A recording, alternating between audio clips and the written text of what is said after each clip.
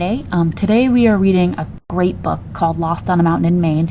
This is based on a true story. A movie has recently come out about this book. This is the diary written by Donn Fendler, and then it's told by Joseph B. Egan. So this book is a non-fiction book, and we are going to read the first chapter. There's a lot of really great stuff in this book in the beginning, but we are skipping some of that just because we are only reading the first chapter. But if you like the book enough, feel free to come into the library, and I'm happy to show you all the other stuff that's in this book. There are also lots of pictures that are true and real from his actual trip itself. So this is called Lost on a Mountain in Maine. So like I said, pictures. Chapter 1. My adventure begins. First day. The top of Katahdin was just ahead. We could see it through the break in the cold, misty clouds that whirled about us. Henry wanted to race for it, but I shook my head. Those last 100 yards were heavy ones, and in spite of the stiff, rocky climb, I was cold and shivery. Just as we reached the summit, the mist closed in around us and shut off our view from the mountain below. I was disappointed. Who wouldn't be, after such a climb? We waited, shivering in the icy blasts that swept around us, for another break in the clouds. Dimly, just like a ghost, we saw a man standing over to the right, on a spur leading to what is called the knife edge. He saw us, too, and waved to us, then started towards us. Henry is the son of a guide, and he seemed pleased. So, because this is a nonfiction book, there are a lot of references to real things in Maine, and especially on Mount Katahdin. So, for example, knife edge. If you see the number 1, that means that there is some information down below about this actual trail. So this down here says, the man the boys saw was Reverend Charles Austin, Church of All Nations, New York. The knife edge, along the sides of which dangerously sheer drops of 1,500 feet are not uncommon. It is a curving granite wall connecting Baxter Peak and Pomola. So these are like little things that will kind of keep you on track and help you understand where they are in the mountain. So it says, Henry is the son of a guide, and he seemed pleased. Let's wait here until he comes over, he said. Then we can start back together. That's the best thing to do. But I was cold and shivery. I never was good at standing cold anyway. Nights when Ryan and Tom slept with only a sheet over them, Dad would always come in with a blanket for me. I thought of that, and of Dad somewhere back on the trail behind us. Let's get out of here now, I said. I remember that my teeth were chattering as I said it, but Henry shook his head. He wanted to wait for the man. I think Henry was a bit nervous, and who wouldn't be, with all that big cloud-covered mountain below us and the clouds rolling like smoke around us. But Henry was wise. I can see that now. He knew Katahdin. I was nervous, too, and maybe that is why I decided to go right back and join Dad and the boys. Maybe I was sorry that I had gone ahead of them. Maybe that had been a foolish thing to do. Such thoughts run through a fellow's head at a time like that. Anyway, they ran through the mind and made me more and more anxious to get back to the folks below. I had on a sweatshirt under my fleece-lined jacket. When I made up my mind to start back, I peeled off the jacket and gave the sweatshirt to Henry. That'll keep you warm while you're waiting, I said.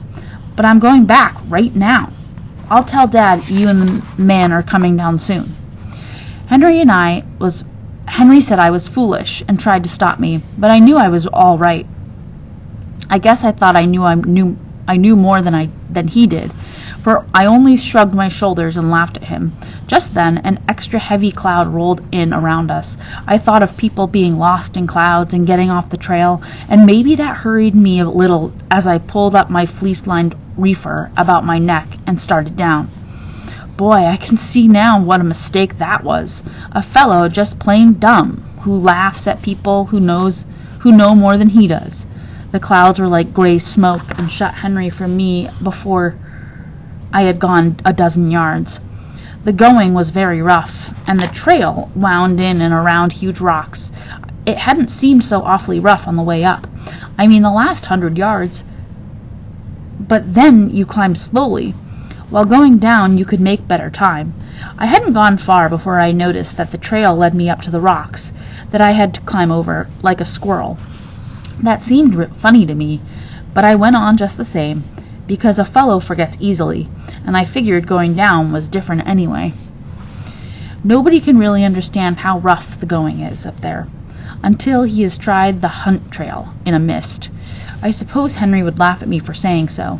He's been over the trail so often. However, I wasn't worried, not just then. I kept looking ahead, expecting to see Dad and the boys break through the cloud at any moment.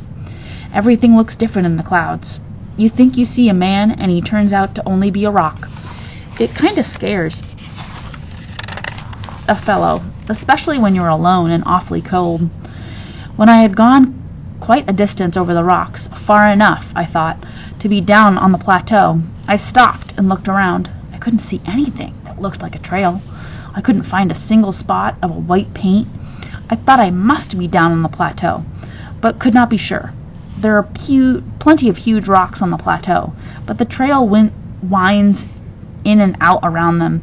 The going is fairly level and the rocks do not bother as long as you are on the trail. But I was in the middle of the worst mess of rocks you can imagine. I began to worry a little. Boy, it's no fun getting off trail when the cloud is so thick that you can't see a dozen yards ahead. One thing helped me not worry too much. I knew that if Dad and the boys were still on their way up, they must be nearing the place where I stood. At least they must be within hearing distance. I shouted several times. Not a sound answered me. My voice seemed hollow. I had a feeling it didn't go far through that heavy cloud. I waited, and then I shouted again and again. At last I just stood and listened for a long time. No answering shout, nothing but the noise of the wind among the rocks. Boy, I felt funny when I started on. I couldn't see far on any side of me, and I had a feeling I was right on the edge of a great cliff. The way the clouds swirled scared me. The rocks about me looked more like ghosts than rocks, until I tried to climb over them. Besides, sleet was beginning to fall. It formed a slick, thin ice on the sleeves of my reefer, and I had to wipe it off my face. I didn't like that. I was wearing a pair of blue dungarees, and I could feel the water seeping through and getting cold about my legs. Maybe, I thought, I ought to sit down and wait for Henry and the man. They'd be along now any moment. But when I stood still, the cold, wet cloud seemed to wrap me in an icy blanket. I started an Indian war dance to warm up. Christmas, I finally said to myself. No use in this. Might as well go on. I'll be sure to find Dad a little farther down. But I didn't find him.